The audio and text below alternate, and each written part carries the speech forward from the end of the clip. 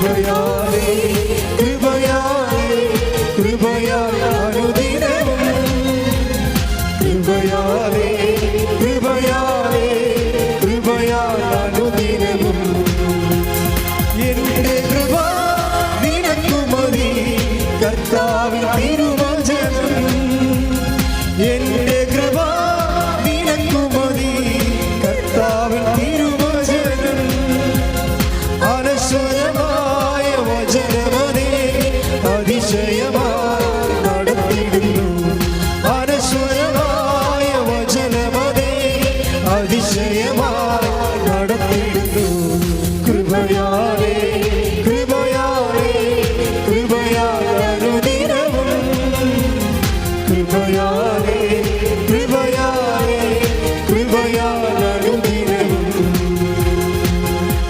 അപ്പോൾ സൽപ്രവൃത്തികൾ ചെയ്യുമ്പോൾ ഇപ്പോൾ ഉടമ്പടിയിൽ 40% സൽപ്രവൃത്തികളുണ്ട്, 40% ജീവകാരുണ്യ പ്രവൃത്തികളും 40% സുവിശേഷ പ്രവൃത്തികളാണ് ഉള്ളത്. ഇതാണ് ഉടമ്പടി പറയുന്ന സൽപ്രവൃത്തികൾ. എന്താണ് നമ്മൾ തോബിത്ത് 12:14-13 വായിച്ചത്? നിൻ്റെ സൽപ്രവൃത്തികൾ എനിക്ക് അജ്ഞാതമായിരുന്നില്ല. മനസ്സിലായില്ലേ? അപ്പോഴേ തോബിത്ത് എന്താ ചെയ്തത്? ഒരു പെന്തക്കോസ്താ തിരുനാൾ ദിവസമാണ്. വിഭവസമർത്ഥമായ മേശ, ആ ഭക്ഷണം കൊണ്ട് മേശ നിറഞ്ഞിരിക്കുക. അപ്പോൾ ഉച്ചക്ക് ഊണ് കഴിക്കാൻ വന്നപ്പോൾ കൊച്ചു തോബിയോട് പറഞ്ഞു, നമ്മുടെ ആൾക്കാർ വല്ലതും ഉണ്ടെങ്കിൽ നീ വിളിച്ചോണ്ട് വാ, അവർ വരുന്നിടത്തോളം കാലം ഞാൻ ഭക്ഷണം കഴിക്കാതിരിക്കാം. മനസ്സിലായില്ലേ? കണ്ടില്ലേ? യേശുക്രിസ്തുവിന് മുമ്പുള്ള നല്ല മനുഷ്യരെക്കുറിച്ച് കണ്ടില്ലേ? തോബി, ദൈവത്തെ അറിയുന്ന മക്കൾ. അത് പെന്തക്കോസ്താ ദിവസമാണ്, യഹൂദൻ്റെ ഏറ്റവും ശക്തമായ ആഘോഷ ദിവസമാണ്. അപ്പോൾ വിഭവസമർത്ഥമായ ഭക്ഷണം കൊണ്ട് മേശ നിറഞ്ഞിരിക്കുമ്പോൾ തോബിത്ത് ഉച്ചക്ക് ഭക്ഷണം കഴിക്കാൻ വരുമ്പോൾ മകനോട് പറയും, ഞാൻ ഭക്ഷണം കഴിക്കുന്ന മുമ്പ് നമ്മുടെ കൂട്ടത്തിൽ ആരെങ്കിലും പട്ടണങ്ങളിൽ അരഞ്ഞു നടക്കുന്നുണ്ടെങ്കിൽ അവരെ വിളിച്ചോണ്ട് വാ, അവർ വരുന്നവരെ ഞാൻ ഭക്ഷണം കഴിക്കാതിരിക്കാം. ഓ, എന്തൊരു മനസ്സാണ്, എന്തൊരു സഹോദര സ്നേഹമാണ്. അപ്പോൾ ഉടനെ അവൻ പോയിട്ട് പെട്ടെന്ന് പട്ടണത്തിൽ പോയി നോക്കിയിട്ട് പോയി അണച്ച് പെട്ടെന്ന് വരും. എന്താ പറഞ്ഞു പറയും, ഒരു മൃഗത്തെ നമ്മുടെ കൂട്ടത്തിൽ ഒരാളെ കൊന്നിട്ടിരിക്കണം അവിടെ. അയ്യോ എന്ന് പറയുമ്പോൾ അപ്പോഴ് ഞാൻ ഭക്ഷണം തൊട്ട് നോക്കുക പോലും ചെയ്യാതെ അങ്ങോട്ട് ഓടിയെന്നാണ് ഉച്ചക്ക്. പിന്നെ ആ ആളെ സാപത്തല്ലേ, മറവ് ചെയ്യാൻ പറ്റത്തില്ല. സൂര്യൻ അസ്തമിക്കത്തോളം കാലം ആ ജഡം മറച്ച് വെച്ചിട്ട് അവിടെ കുത്തിയിരുന്നു. അവിടെയാണ് പ്രശ്നം. അപ്പോൾ സൽപ്രവൃത്തിയാണ്. ഇങ്ങനെ നീ ചെയ്യുന്ന സൽപ്രവൃത്തികൾ അത് രഹസ്യമായാലും എനിക്ക് അജ്ഞാതമല്ലെന്നാണ് കർത്താവിൻ്റെ വചനം. ആ സൽപ്രവൃത്തി മാത്രം വായിച്ച് 12-13 ശ്രുതികട്ടെ. ഹല്ലേലൂയ ഹല്ലേലൂയ ഹല്ലേലൂയ ഹല്ലേലൂയ ഹല്ലേലൂയ. യേശുവേ നന്ദി നന്ദി ഹല്ലേലൂയ ഹല്ലേലൂയ. ഭക്ഷണമേശയിൽ നിന്ന് എഴുന്നേറ്റ് ചെന്ന് മൃതദേഹം സംസ്കരിക്കാൻ മടിക്കാതിരുന്ന നിന്റെ സൽപ്രവൃത്തി എനിക്ക് അജ്ഞാതമായിരുന്നില്ല, ഞാൻ നിന്നോടൊപ്പം ഉണ്ടായിരുന്നു. ആ സൽപ്രവൃത്തി എനിക്ക് അജ്ഞാതമായിരുന്നില്ല. കാരണം എന്താണ്? ആ സൽപ്രവൃത്തി നീ ചെയ്യുമ്പോൾ ഞാൻ നിന്നോടൊപ്പം ഉണ്ടായിരുന്നു. ഞാൻ നിങ്ങളോട് പറയത്തില്ലേ, നിങ്ങൾ രോഗികളെ പോയി കാണണം, ആശുപത്രിയിൽ പോയി കാണണമെന്നൊക്കെ. നിങ്ങൾ നഗ്നന്മാർക്ക് വസ്ത്രം കൊടുക്കണം. ഞാൻ നഗ്നനായിരുന്നു, നിങ്ങളെന്നെ ഉടുപ്പിച്ചു. എനിക്ക് നിങ്ങൾക്ക് ഭക്ഷണം തന്നെന്നൊക്കെ പറയുമ്പോൾ നിങ്ങൾ ഭക്ഷണം ഉണ്ടാക്കി എന്തുമാത്രം ആൾക്കാരാണ് ഇന്ന് പാപ്പടർക്ക് കൊടുക്കുന്നത്. പക്ഷേ ഓർക്കുക, അത് ഉടമ്പടി പ്രകാരം കൊടുക്കുമ്പോൾ ഉടമ്പടിയുടെ ഒരു ചിറ്റവൃത്തിയായിട്ട് നിങ്ങൾ കണക്കാക്കരുത്. മറിച്ച് എന്താണ്? ആ സമയത്തെല്ലാം ദൈവത്തിൻ്റെ സാന്നിധ്യം ഉണ്ടാകും. ഉടമ്പടി ലക്ഷ്യം വെക്കുന്ന ദൈവത്തിൻ്റെ സാന്നിധ്യമാണ്. അത് നമുക്ക് സമർത്ഥമായി ലഭിക്കുന്ന സൽപ്രവൃത്തികളിലൂടെയാണ്. കൈയടിച്ച് കർത്താവ് ഉടമ്പടി എടുത്തിട്ടുള്ള ഞങ്ങൾക്ക് പുത്തൻ പ്രേക്ഷിത ചൈതന്യം നൽകി പ്രവർത്തികൾ ചെയ്യാനുള്ള വലിയ അഭിഷേകം ഈ ആരാധനയിലൂടെ പ്രദാനം ചെയ്യണമേ. ഹല്ലേലൂയ.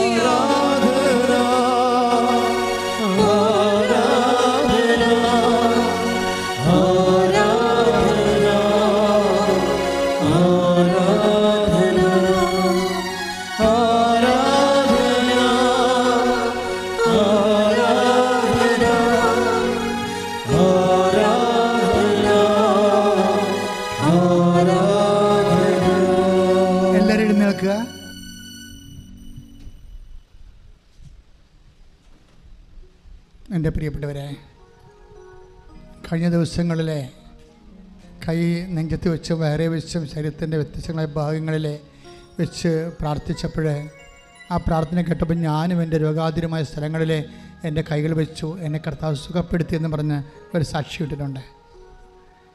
അപ്പോൾ ഇതെല്ലാം ദൈവം പൂർണ്ണമായിട്ട് അംഗീകരിക്കുകയാണ്. നമ്മൾക്ക് തന്ന വെളിപാടനുസരിച്ച്. നമ്മളിപ്പോൾ രോഗസൗഖ്യ പ്രാർത്ഥന സമയമാണ്. നിനക്ക് എവിടെയാണ് രോഗമുള്ളത്? ഈ ഓൺലൈനിൽ പ്രാർത്ഥന കേൾക്കുന്നവരും ഈ പ്രാർത്ഥന എപ്പോൾ കൂടിയാലും നിങ്ങൾ കൂടുന്ന സമയത്തൊക്കെ നിങ്ങൾക്ക് രോഗമുള്ളിടത്ത് കൈകൾ വെച്ച് പ്രാർത്ഥിക്കാവുന്നതാണ്. ഇപ്പോഴച്ഛൻ പ്രാർത്ഥിക്കാൻ തുടങ്ങുമ്പോൾ എൻ്റെ മക്കൾ കൈകൾ മാറ്റി മാറ്റി വെച്ചുകൊണ്ടിരിക്കണം.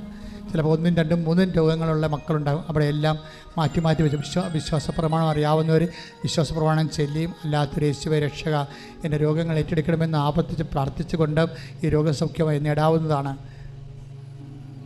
ശ്രുതികട ഹല്ലേലൂയ.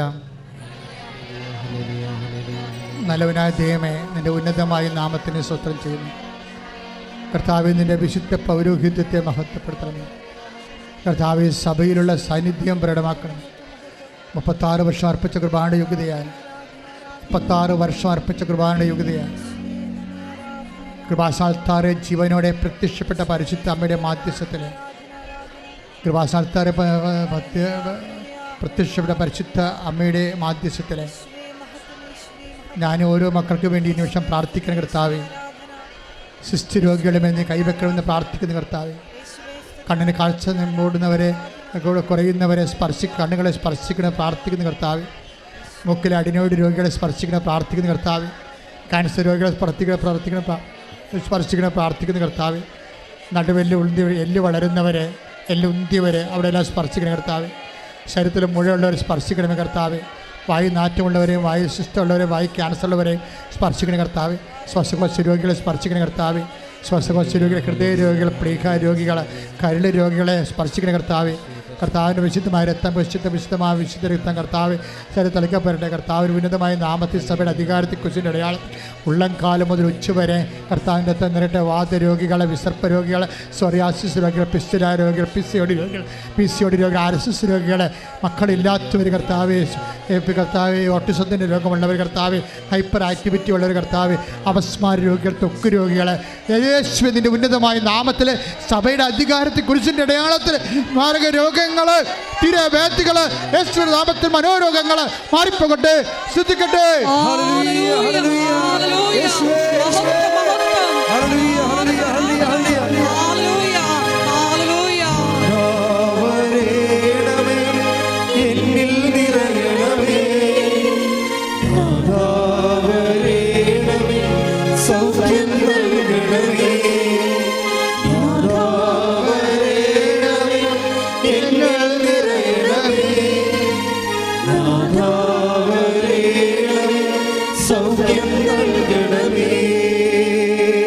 എൻ്റെ പ്രിയപ്പെട്ടവരെ, മക്കളില്ലാത്തവരെ, വിവാഹം ഒത്തുവരാത്തവരെ, സ്ഥലം വിൽക്കാൻ പറ്റാത്തവരെ, ജപ്തി നടപടിയെ നേരിടുന്നവരെ,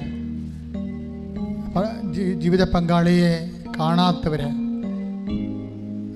ചിലരൊക്കെ ഈ ദിവസങ്ങളിൽ പറഞ്ഞായിരുന്നു ഭർത്താവ് കാണാനില്ലെന്ന് പറഞ്ഞ്. അതുപോലെ തന്നെ അകന്ന് താമസിക്കുന്ന ദമ്പതികൾ, ഇപ്പോൾ കേസ് പറഞ്ഞുകൊണ്ടിരിക്കുന്ന ദമ്പതികൾ, എല്ലാവരെയും സമർപ്പിച്ചുകൊണ്ട് പ്രാർത്ഥിക്കുന്ന, കൈകാലുകളെ കൊച്ചി പിടിക്കുന്നവരെ, കൈകാലുകളെ ശോഷിച്ചു പോകുന്നവരെ, തല വലിയ ഉടവിൽ ചെറിയ കുഞ്ഞുങ്ങൾ, ഉടൽ വലിയ തല ചെറിയ കുഞ്ഞുങ്ങൾ, കിടപ്പ് രോഗികളെ കുഞ്ഞുങ്ങൾ, മറിഞ്ഞ് തിരിഞ്ഞ് കിടക്കാത്തവർ, നിരങ്ങാത്ത കുഞ്ഞുങ്ങൾ, ഗർഭിണിയുടെ ഫ്ലൂയിഡ് കെട്ടിക്കിടക്കുന്നവർ, ഗർഭിണികളിൽ കൺവെൻഷൻ രോഗമുള്ളവർ, കുഞ്ഞ് പുറത്തേക്ക് വന്നുകൊണ്ടിരിക്കുന്ന അവസ്ഥയിൽ കിടപ്പ് രോഗികളാണ് ഗർഭിണികൾ, മക്കളില്ലാത്തവർ കർത്താവ്, ഗർഭസ്ഥ ശിശുക്കൾക്ക് രോഗമുള്ളവർ കർത്താവ് സ്പർശിക്കണേ കർത്താവെ. മുടി വല്ലാണ്ട് കൊഴിയുന്നവർ, ഉറക്കമില്ലാത്തവർ, ശരീരം ചൂടാകുന്നവർ, എപ്പോഴും കലഹമുള്ള ഭവനങ്ങൾ എല്ലാം കർത്താവെ, ഞാൻ നിനക്ക് മുമ്പേ പോവുകയും പിത്തളവാതിൽ തകർക്കുകയും ഇരുമ്പോടാമ്പൽ ഒടുക്കുകയും മലകൾ നിരപ്പാക്കുകയും ചെയ്യുന്ന ദൈവത്തിൻ്റെ ശക്തി ചൈതന്യം നിന്നിലേക്ക് ആവശ്യിച്ചുകൊണ്ട് കർത്താവിനെ സംരക്ഷിക്കട്ടെ. എല്ലാ വിടുതലും, എല്ലാ സങ്കടങ്ങളും, എല്ലാ വിഷമതകളും, തകർച്ചകളും, തടസ്സങ്ങളും യേശു നാമത്തിൽ നീങ്ങിപ്പോകട്ടെ. ശ്രദ്ധിക്കട്ടെ.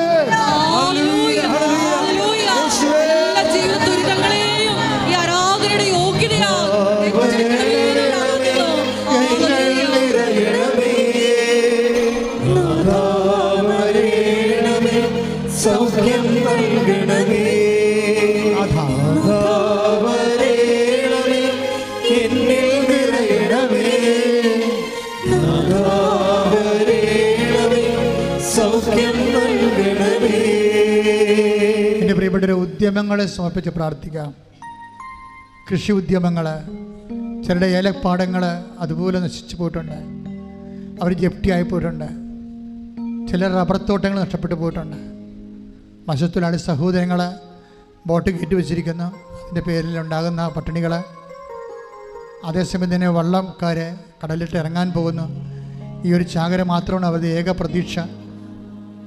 ഓരോരോ സംരംഭങ്ങളും ഉദ്യമങ്ങളും തുടങ്ങാൻ പോകുന്നവർ വരുമാന മാർഗങ്ങളില്ലാതെ എങ്ങനെ ജീവിക്കുമെന്നറിയാൻ പാടില്ലാതെ ഓരോരോ ഉദ്യമങ്ങൾ ചെയ്യുന്നവർ ഇതെങ്ങനെ രക്ഷപ്പെട്ടാൽ മതിയായിരുന്നെന്ന് പറഞ്ഞുകൊണ്ട് ഉള്ളതെല്ലാം ഒരുക്കി വിറ്റും തൂക്കി വിറ്റും പണയം വെച്ചുമൊക്കെ ഓരോ ജോലികൾ ചെയ്യുന്നവർ, പൗൾട്രി ഫാം, പന്നി ഫാം അങ്ങനെ തുടങ്ങിയിട്ട് ജനങ്ങളതുകൊണ്ട് ചെയ്യിക്കാത്തതിൻ്റെ പേരിൽ ചെയ്യാൻ പറ്റാതെ പലിശ കൂടി വരുന്നവർ, ഇങ്ങനെ പൊറുതിമുട്ടുന്ന മനുഷ്യർ, ഒരു പണിയും ചെയ്യാൻ പറ്റാത്ത രീതിയിൽ പൊറുതിമുട്ടുന്ന മനുഷ്യർ, അതുപോലെ തന്നെ മദ്യപാനത്തെ ആശ്രിത കാരണം ഒരു പണിയിലും ലഹരി പദാർത്ഥങ്ങളുടെ ഉപയോഗം കാരണം ഒരു പണിയിലോ പ്രാർത്ഥനയിലോ പഠനങ്ങളിലോ ഒന്നും കോൺസെൻട്രേറ്റ് ചെയ്യാൻ പറ്റാത്ത കുടുംബത്തിൻ്റെ ഭാവി ഇരുണ്ടായിരിക്കുന്ന അവസ്ഥകളുടെ പരിശുദ്ധ അമ്മ പൂർണ്ണമായി ഏറ്റെടുത്തുകൊണ്ട് യേശുവിൻ്റെ നാമത്തിൽ വിടുതൽ പ്രാപിക്കട്ടെ.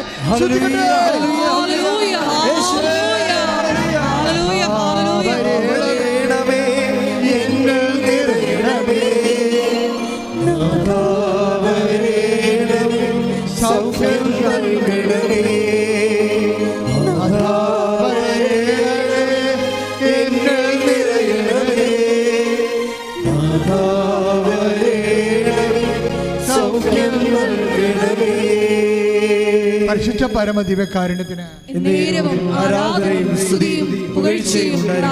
എൻ്റെ പ്രിയപ്പെട്ടവരെ, പരീക്ഷ എല്ലാം കഴിഞ്ഞു, റിസൾട്ടെല്ലാം വന്നു, കുഞ്ഞുങ്ങൾ ഉപരിപഠനത്തിന് വേണ്ടി പരക്കം പായുന്നു. ചിലർക്ക് ഉപരിപഠനത്തിന് എന്താണ് പഠിക്കേണ്ടതെന്ന് ഇപ്പോഴും മനസ്സിലാകാത്തവരുണ്ട്. ചിലർ ഓൺലൈനായിട്ട് അപേക്ഷിച്ചിട്ടുള്ളത് തെറ്റിപ്പോയവരുണ്ട്. ചിലർ ഒരു സ്ഥലത്ത് മാത്രം അപേക്ഷിച്ചിട്ടുണ്ട്, പല സ്ഥലത്ത് അപേക്ഷിക്കുന്നതിന് പകരം ഒരു സ്ഥലത്ത് മാത്രം അപേക്ഷിച്ചിരിക്കുന്നവരുണ്ട്. ഇങ്ങനെയെല്ലാം പലതരത്തിൽ വിഷമിക്കുന്നവർ. ചിലർ ഓഫർ ലെറ്റർ വന്ന് പൈസയും കൊടുത്ത് വിസ വന്നിട്ടില്ല. ചില ആൾക്ക് തിരിച്ചു പോയവർ തന്നെ അവർ യഥാർത്ഥത്തിൽ ജോലിക്ക് പ്രവേശിക്കാൻ കഴിഞ്ഞിട്ടില്ല. അവിടുത്തെ പരീക്ഷ എഴുതിക്കൊണ്ടിരിക്കുന്നവരും എഴുതാൻ പോകുന്നവരും അതിൻ്റെ റിസൾട്ട് പ്രതീക്ഷിക്കുന്നവർ, നാട്ടിൽ OIT IELTS MOH ആദ്യം PSC ഒക്കെ എഴുതിയിരിക്കുന്നവർ, റിസൾട്ട് പ്രതീക്ഷിക്കുന്നവർ, ഇങ്ങനെ ഓരോരോ തരത്തിലും ബാങ്കിൽ അന്വേഷിച്ചിട്ട് പണം കിട്ടാതിരിക്കുന്നവർ, അടുത്ത കുഞ്ഞിനെ പഠിപ്പിക്കാൻ മാർഗമില്ലാതിരിക്കുന്നവർ, ഇവിടെ പോകുന്നുള്ള ജീവിതത്തിൻ്റെ മുന്നിൽ അന്താളിച്ചും പകച്ചു നിൽക്കുന്നവരെ പരിശുദ്ധാത്മ നിറയാൻ വേണ്ടി ഇടിമിന്നൽ പോലെ സ്തുതിക്കട്ടെ. ഹല്ലേലൂയ, ഹല്ലേലൂയ, ഹല്ലേലൂയ, യേശുവേ ഹല്ലേലൂയ, ആരാധന, ആരാധന, ഹല്ലേലൂയ, യേശുവേ നിറയണമേ, ആരാധന, ഹല്ലേലൂയ, സൗഖ്യം നൽകണമേ,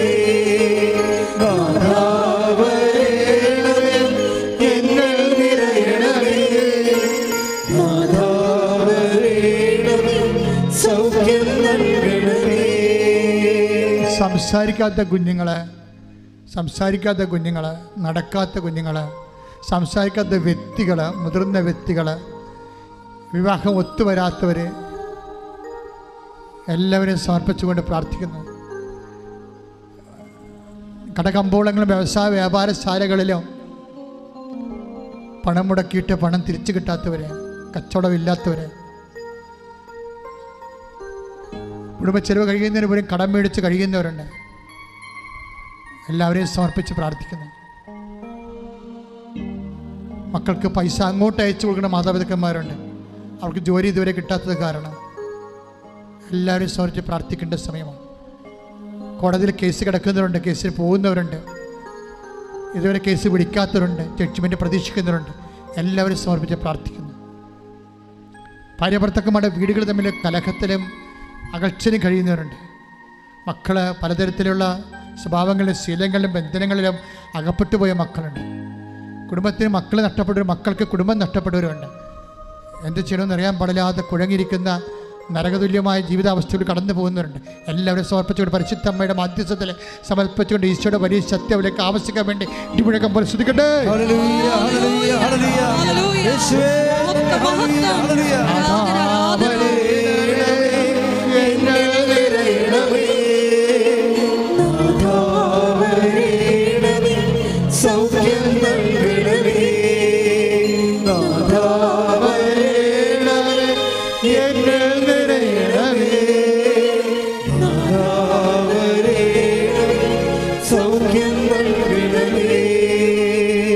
ഭയത്തിലും ഭീതിയിലും കഴിയുന്നവരുണ്ട്. കടൽക്ഷോഭത്തിൻ്റെ കാലമാണ് വരാൻ പോകുന്നത്. കടലരികിൽ സീവാളില്ലാത്ത സ്ഥലത്ത് താമസിക്കുന്ന മക്കളുണ്ട്.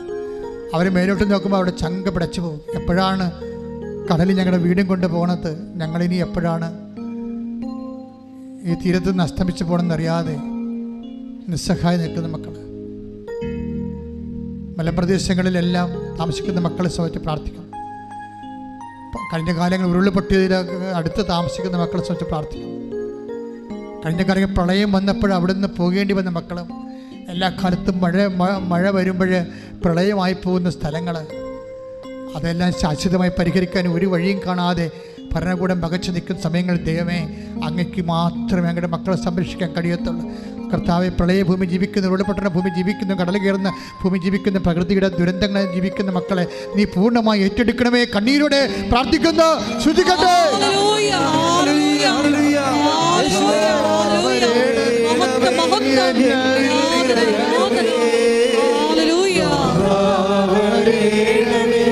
സൗഖ്യം നൽകണമേ,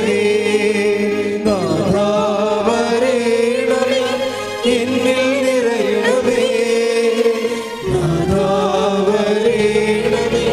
സൗഖ്യം നൽകണമേ. ഇന്നത്തെ ധ്യാനത്തിൻ്റെ ഏറ്റവും വലിയ വെളിപാടുകൾ ഒന്നായിരുന്നു, I will remain statue in your own sight. പുറപ്പാടിൻ്റെ എസെക്കിയേൽ 37:14, പുറപ്പാടിൻ്റെ 33:14, നിൻ്റെ മണ്ണിൽ ഞാൻ നിന്നെ നിക്ഷേപിക്കും. അപ്പോൾ ഇന്ന് പരിശുദ്ധാത്മാവ് പറഞ്ഞത്, നിൻ്റെ ജീവിതത്തിന് അനുകൂലമായ ജോലി, നിൻ്റെ ജീവിതം കരുപ്പിടിപ്പിക്കാൻ എസെക്കിയേൽ 37:14 പറഞ്ഞിരിക്കുന്നത് പോലെ നിൻ്റെ ജീവിതം കരുപ്പിടിപ്പിക്കാൻ അനുയോജ്യമായ സ്ഥലത്ത് നിന്നെ ഞാൻ നിർത്തുമെന്ന്. കർത്താവ്, ഈ വാക്കുകളെല്ലാം ഞങ്ങളെ വിശ്വസിക്കുന്നു, ഈ വാഗ്ദാനങ്ങളെല്ലാം ഞങ്ങൾ ഏറ്റെടുക്കുന്നു. അതിനുവേണ്ടി സൽപ്രവൃത്തികൾ ചെയ്യുമ്പോൾ തോബിത്തിൻ്റെ 12:13 അനുസരിച്ച് കൊണ്ട് നിൻ്റെ സാന്നിധ്യം, നിൻ്റെ സൽപ്രവൃത്തികൾ എനിക്ക് അജ്ഞാതമായിരുന്നില്ല, ഞാനിവിടെ ഉണ്ടായിരുന്നു പറഞ്ഞ കർത്താവ് സാന്നിധ്യം എല്ലാ മക്കളുടെ ജീവിതത്തിൽ കർത്താവ് അങ്ങയുടെ സാന്നിധ്യമായി നിറഞ്ഞു നിൽക്കണമേ. എല്ലാവർക്കും അവരുടെ ജീവിതത്തിൽ ആവശ്യമായ ഉപരി വിദ്യാഭ്യാസത്തിൻ്റെ അഡ്മിഷൻ കിട്ടാനും കർത്താവ്, ജോലി ലഭിക്കാനും പരിശുദ്ധമായ മധ്യസ്ഥത്തിൽ യേശുവിന്റെ നാമത്തിൽ സമർപ്പിച്ചുകൊണ്ട് സ്തുതിക്കട്ടെ.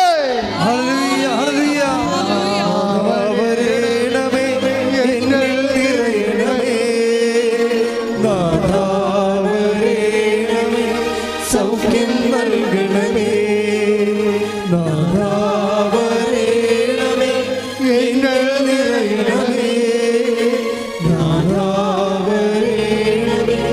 സൗഖ്യം നൽകണമേ. നിൽക്കുക മക്കളെ, മൗനമായി. എന്തെങ്കിലും വിഷയം അച്ഛൻ വിട്ടുപോയിട്ടുണ്ടെങ്കിൽ ഇപ്പോൾ അമ്മ നിങ്ങൾക്ക് വേണ്ടി മധ്യസ്ഥം വയ്ക്കുന്ന സമയത്ത്, ഒരുപാട് മുന്നിലായിരിക്കുന്ന സമയത്ത് ഇപ്പോൾ ഓർക്കുക, അച്ഛൻ അത് പ്രാർത്ഥിച്ച പോലെ തന്നെ ഇപ്പം നിങ്ങൾക്കും പ്രാർത്ഥിച്ച ഈശോ നിങ്ങളെ സഹായിക്കുക. എന്തെങ്കിലും അച്ഛൻ വിട്ടുപോയിട്ടുണ്ടെങ്കിൽ, ഏതെങ്കിലും വിഷയം വിട്ടുപോയിട്ടുണ്ടെങ്കിൽ, നിങ്ങളുടെ ഏതെങ്കിലും വിഷയം വിട്ടുപോയിട്ടുണ്ടെങ്കിൽ ഇപ്പോൾ കണ്ണീരോടെ ഓർത്ത് മാതാവിൻ്റെ മധ്യസ്ഥ ഈശോയ്ക്ക് ഏൽപ്പിക്കുക.